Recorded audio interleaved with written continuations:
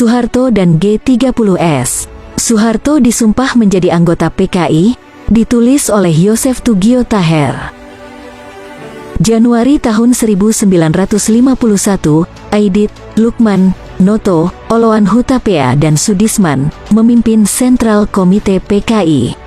Setelah pemilu tahun 1955, di mana PKI keluar sebagai pemenang nomor 4 sesudah PNI, Masyumi dan NU, maka Sidartoyo, anak keraton yang sebelumnya adalah ketua pemuda keraton di Yogyakarta, yang juga tidak asing bagi Soeharto yang selalu keluar masuk keraton di zaman revolusi, karena ketika itu dia adalah komandan batalion di Yogyakarta, dipindahkan ke Medan Sumatera Utara, dan menjabat sebagai sekretaris komite daerah besar PKI, menggantikan Jusuf Aji Torop yang ditarik ke Jakarta duduk di Politbiro Sentral Komite PKI, dan menjadi anggota DPR MPRS dari fraksi PKI. Dalam situasi dan kondisi di mana anak keraton Sidartoyo menjadi sekretaris CDB PKI Sumatera Utara di Medan inilah, si anak lembu peteng Soeharto, mendatanginya ke Medan, yang dengan secara rahasia menyatakan sumpah menggabungkan dirinya dengan PKI. Menjadi anggota atau calon anggota PKI, bukanlah suatu hal yang mudah. PKI mempunyai ADART tentang penerimaan seseorang menjadi anggota atau calon anggotanya, dan punya disiplin yang tinggi. Namun, penerimaan Soeharto menjadi calon anggota PKI oleh Sekretaris CDB PKI Sumatera Utara Sidartoyo, adalah disaksikan oleh dua tokoh besar, yaitu Syam Kamaruzaman dan DN Aidit, yang kedua-duanya sudah tidak asing lagi buat Soeharto semenjak di grup pemuda Patuk tahun 1946, yang terdiri dari Sultan Syahrir, Muhammad Yamin, Brigjen Sudarsono, Soeharto, Aidit dan Syam Kamaruzaman.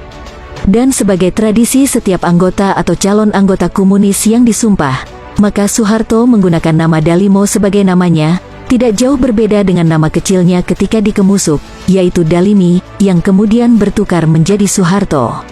Hal ini diketahui dan diinformasikan oleh pejuang kemerdekaan Sidik Kertapati, kepada seorang yang pernah bertugas di CCPKI Jakarta, ketika sama-sama berada di Tiongkok pada tahun 1965. Bahkan, ditambahkan juga, bahwa Sumarsono, pejuang kemerdekaan, pemimpin perlawanan rakyat terhadap Belanda dan sekutu di Surabaya pada 10 November 1945, yang saat itu berada di Sumatera Utara, juga mengetahui perihal kunjungan dan maksud rahasia Soeharto kepada Sidartoyo itu. Masuknya Soeharto menjadi anggota atau calon anggota PKI ini, perlu dipertanyakan. Bagaimana mungkin si pembunuh orang-orang komunis di Madiun tahun 1948, sekarang begitu mudah saja masuk menjadi simpatisan dan calon anggota komunis? Bukankah ini sama saja dengan memasukkan serigala ke kandang domba?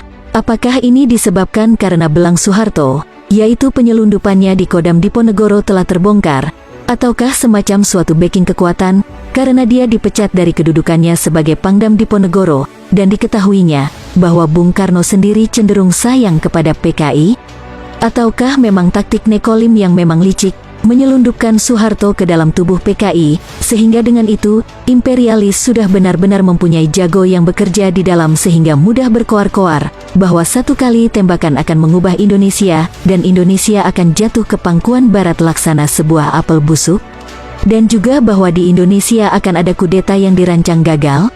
Dengan telah berhasilnya penyelusupan secara rahasia Soeharto dalam tubuh PKI, maka Soeharto secara rahasia pula, leluasa berbuat apapun untuk menunjukkan keloyalannya terhadap PKI, kepada Aidit dan Syam Kamaruzaman yang menanggungnya secara hukum dan peraturan partai, hingga bisa masuk menjadi keluarga PKI.